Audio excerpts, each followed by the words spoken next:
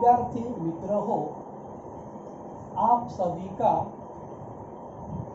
इतना 7वीं के कक्षा में आपका वर्ग शिक्षक होने के नाते मैं तहे दिल स्वागत करता हूँ। नमस्ते। आप सब जन कैसे हो? सब जन अच्छे हो ना? मुझे पता है कि आप सब जन मज़े में होंगे, क्योंकि मुझे मालूम है कि आप हर हालत में मज़े में ही रहते हैं। सचमुच आप सभी विद्यार्थियों की बहुत याद आ रही थी। क्या आपको भी हमारे सभी शिक्षकों की याद आती थी?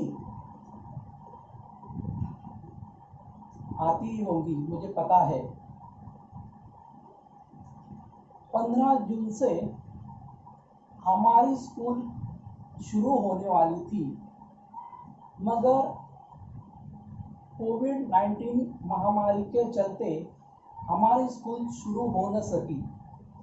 यह बात आप लोगों के मम्मी पापा ने भी आपको बताई है और अन्य शिक्षकों ने भी यह बात इससे पहले आपको बताई है। मगर एक बात पर मैं आपकी प्रशंसा करूंगा कि इतने लंबे समय तक आप घर में ही रहे हैं और कोई हट या जिद न करते हुए आपने अपने माता पिता के आदेशों का पालन करते रहे। यह बात स्वयं शिस्त के लिए बड़ी ही महत्वपूर्ण है। इस बात पर मैं आपका अभिनंदन करता हूँ और आपकी तारीफ भी करता हूँ। चलो ठीक है। पिछले ऑनलाइन क्लास में हमने वाचन मेला इस पाठ का अध्ययन किया था। मित्रों, आपने चित्र का सूक्ष्म निरीक्षण करके पूछे हुए प्रश्नों का जवाब लिखने का अच्छा प्रयास किया था। आज हम फूल और कांटे इस कविता का अध्ययन करेंगे। यह कविता अयोध्या सिंह उपाध्याय हरिओत जी ने लिखी है। हम पहले हरिओत जी की जीवन यात्रा का अभ्यास करेंगे। इनका जन्म 1865 में उत्तर प्रदेश के आजमगढ़ जिले के निजामाबाद नामक स्थान में हुआ। इनके पिता का नाम पंडित भोलानाथ उपाध्याय था। उनकी प्रसिद्ध रचनाएं इस प्रकार है: प्रिय प्रवास, पद्म प्रसून, वैदेही वनवास, आधा खिला फूल, प्रेम कांता आदि।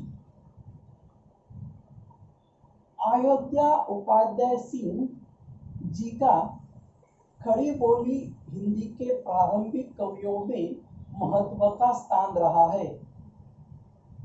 खड़ी बोली का मतलब है इस हिंदी भाषा पर संस्कृत का अधिक प्रभाव रहता है। प्रस्तुत कविता में कवि ने यह स्पष्ट किया है कि मनुष्य विशिष्ट कुल में जन्म लेने से नहीं, बल्कि अपने कर्मों से ही बड़ा बनता है। फूल और कांटे का उदाहरण देकर उन्होंने यह स्पष्ट किया है कि ऊंचे खानदान में जन्म लेकर कोई आदमी बड़ा नहीं होता, बल्कि आदमी अपने अच्छे कर्मों से, अच्छे कार्य से बड़ा होता है। जो सदा अच्छे कार्य करता है, जो सदा दूसरों की मदद करता है, दूसरे के जीवन में आनंद भरता है, दूसरों को सुखी बनाता है, अपने अच्छे कर्मों से समाज में खुशियाँ बांटता है, वही आदमी अपने कर्मों से बड़ा होता है। जो आदमी ऊंचे खानदान में जन्म लेकर भी दूसरों को अपनी बुरी कर्मों से दुख और तकलीफ देता है, वह आदमी कभी बड़ा नहीं होता। वह आदमी अपने खानदान का नाम मलिन करता है। भारत रत्न डॉक्टर बाबा साहेब अम्बेडकर जी ने दलित कुल में जन्म लिया था, परंतु उन्होंने अपने अच्छे कर्मों से अपनी जाति का उद्धार किया। भारत के संविधान का निर्माण करके अपने देशवासियों का कल्याण किया। अपने अच्छे कर्मों से जाति भेद मिटाकर मानव जाति का कल्याण किया। डॉक्टर अंबेडकर जी अपने अच्छे कर्मों से ही पूरे विश्व के बाबा साहेब बने। इस तरह हम अनेक महापुरुषों के नाम बता सकते हैं, जैसे कि महाराष्ट्र के आराध्य दैवत छत्रपति शिवाजी महाराज, महात्मा गांधी, राजश्री शाहू महाराज, महात्मा जी ज्योतिबा फुले। ऐसे हम अनेक महापुरुषों के नाम ले सकते हैं कि जिन्होंने अपने अच्छे कर्मों से बड़े और वह महान बने। तो चलो चलते हैं, हम इस कविता के पंक्तियों का अध्ययन करते हैं। पहले मैं कविता पढ़ता हूँ, आपको ध्यान लगाकर सुनना है।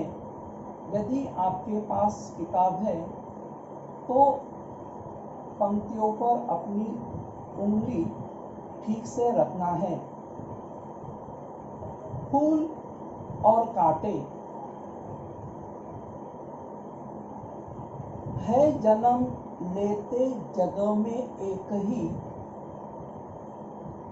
ही पौधा उन्हें है पालता, रात में उन पर चमकता चांद भी एक सी चांदनी डालता,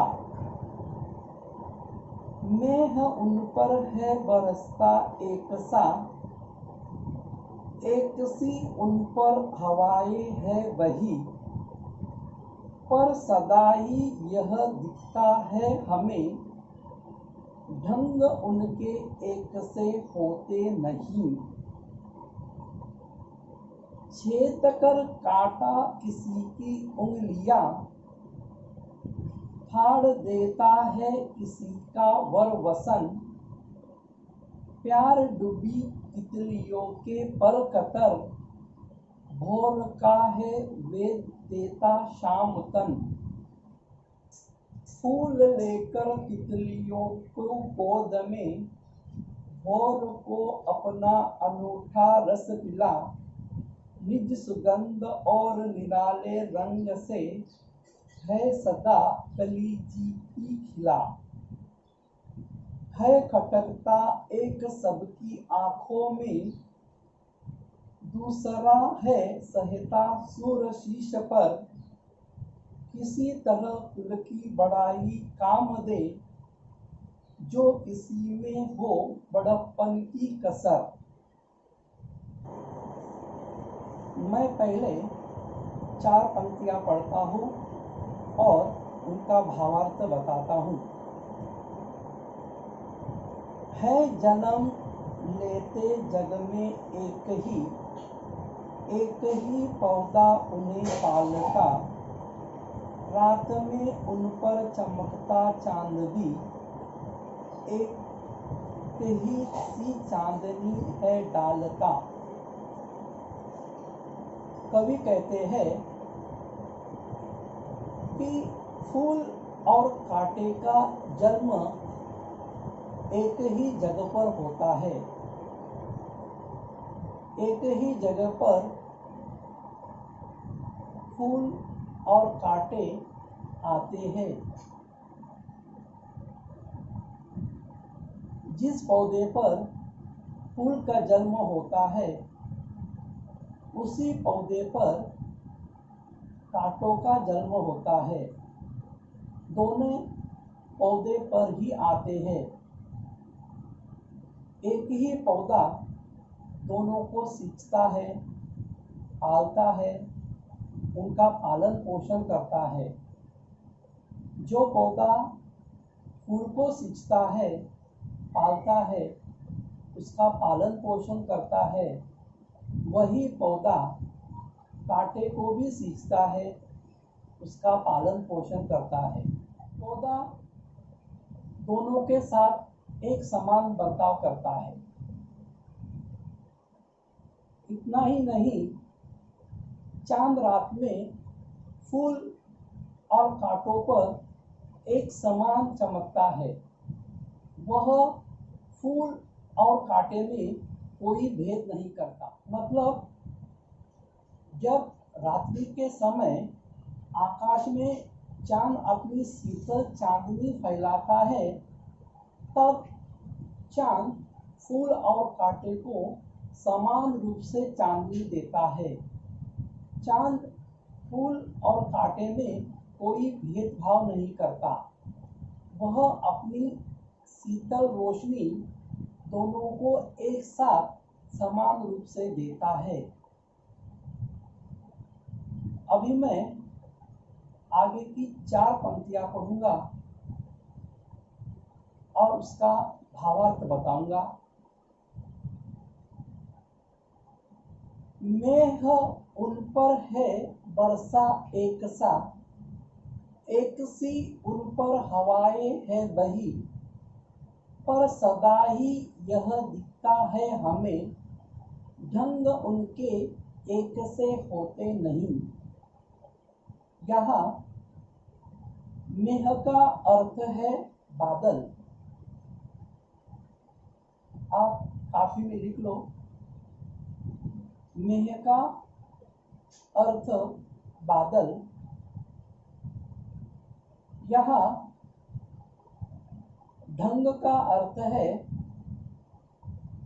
तरीका, बर्ताव। ढंग का अर्थ है तरीका या बर्ताव। जब बादल पृथ्वी पर जल बरसाते हैं, तब बादल फूल और कांटे पर समान रूप से अपना जल बरसाते हैं। बादल कभी ऐसा नहीं करते कि फूल पर ज्यादा पानी बरसाए और कांटे पर कम पानी बरसाए। बादल दोनों पर समान रूप से अपनी वर्षा का जल बरसाते हैं। और जब प्यारी हवा बहती है, तब यह हवा दोनों पर समान रूप से बहती है। हवा भी उन पर समान रूप से बहती है। फूल और कांटे का जन्म एक ही स्थान पर होता है। एक ही पौधा उन्हें पालता है। चांद भी अपनी शीतल रोशनी उन्हें समान देता है। बादल भी उन पर समान रूप से बरसते हैं। हवा भी उन पर समान रूप से बहती है। फूल और कांटे एक ही परिस्थिति में पलते हैं, फूलते हैं। प्रकृति उन्हें पालन में कोई फर्क नहीं करती, पर फिर भी एक ही परिस्थिति में पलकर फूल और कांटों का स्वभाव एक जैसा नहीं होता। दोनों के स्वभाव में बहुत फर्क होता है। वह दोनों एक दूसरे से भिन्न होते हैं। एक जैसे परिस्थितियों में रहकर भी दोनों का बर्ताव किस तरह भिन्न होता है, यह हम कविता के अगले 4 पंक्तियों में अगले मंगलवार के होने वाले तासिका में पढ़ेंगे। विद्यार्थी मित्रों, हमने आज कविता के 8 पंक्तियों का अध्ययन किया। यह 8 पंक्तियां आपको याद करना है और आज के दिन पूरी कविता के पंक्तियां लिखकर, अच्छे अक्षरों में लिखकर